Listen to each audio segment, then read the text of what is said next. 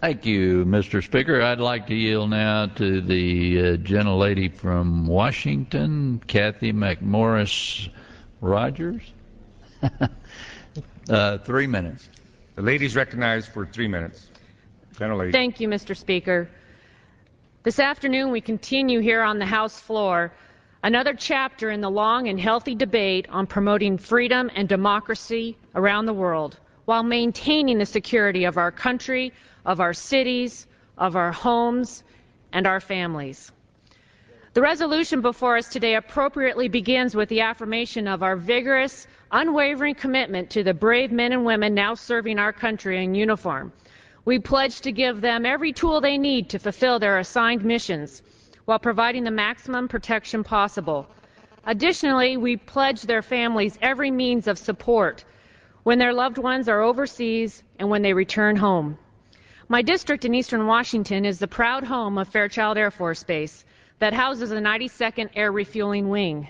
These men and women have been an important part of fighting the global war on terror.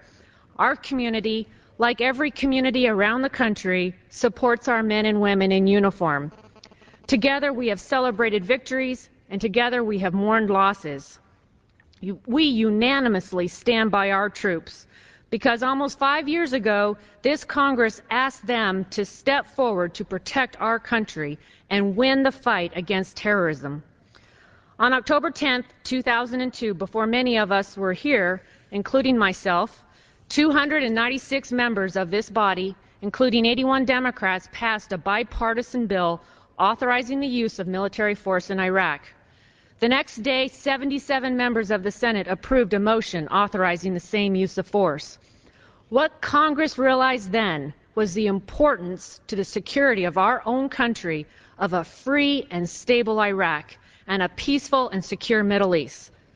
5 years ago, Congress was at a crossroads and made a very difficult decision.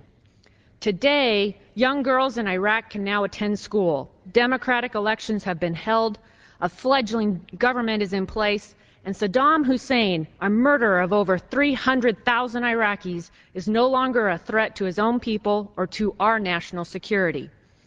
In Iraq, we have acknowledged victories and successes. In the past year, we all recognize the condition in Iraq has grown more grave. I know a lot has changed since I visited nearly a year ago. Al-Qaeda operatives, Sunni death squads, and Shia militias propped up by the reckless dictatorship in Iran have fueled violence and threatened the hopes and dreams of the Iraqi people. So Congress is once again at a crossroads. The reality of the circumstances in Iraq require a winning strategy. The information provided by our reformed intelligence community sends a clear warning in the National Intelligence Estimate on Iraq. Quote, unless efforts to reverse these conditions show measurable progress, the situation will continue to deteriorate. The solution cannot be in leaving things as they are. The NIE continues, coalition capabilities remain an essential stabilizing element in Iraq. Fired.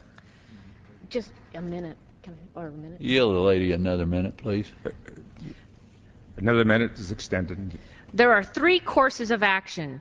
Leave things as they are. We know this is not sufficient.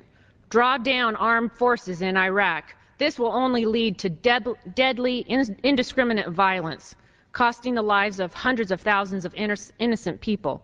Or respond by giving our commanders in Iraq the resources and the mission options needed for success. All of us here support our men and women in uniform. We must continue to empower them to defeat the enemies of freedom in Iraq. Congress is now in the midst of making a decision that will contribute to the future security of our great country or begin the process of chipping away at the core of this resolve. Supporting our troops but not supporting the war is not an option. Victory is the only real choice. The consequences of failure are unacceptable. Abandoning Iraq would embolden the militants. It would create a humanitarian crisis impacting millions.